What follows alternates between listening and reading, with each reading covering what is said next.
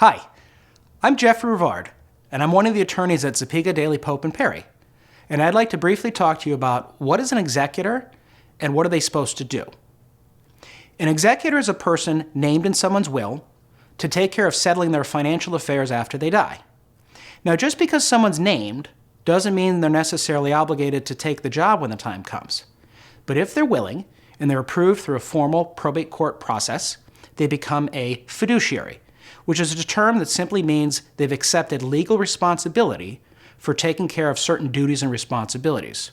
What are some of those responsibilities? Well, first, the executor is going to want to gather and safeguard all of the decedent's assets.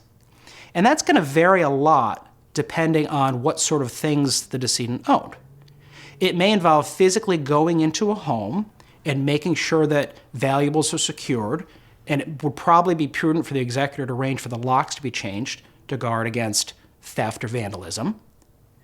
It may typically involve going to one or more banks to assume control over and consolidate various financial accounts. And there may be valuable items of tangible personal property that need to be cataloged and properly stored: firearms, jewelry, musical instruments, etc. Then there's going to be a period of time while the executor administers the estate. And that looks a lot like the executor is almost running a business. They need to satisfy valid claims. They need to pay necessary expenses. They need to properly collect income earned off of estate assets. And generally, they need to exercise good, solid financial judgment throughout the process.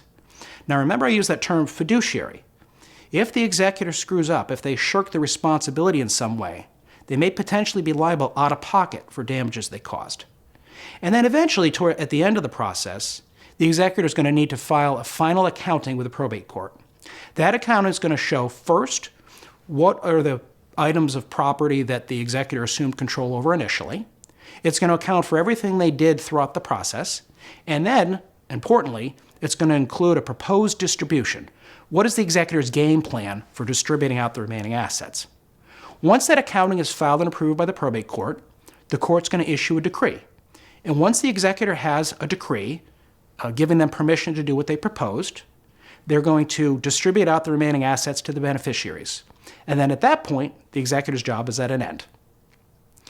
If you want to talk about this or any other planning topics with us, go ahead and give us a call. Thank you.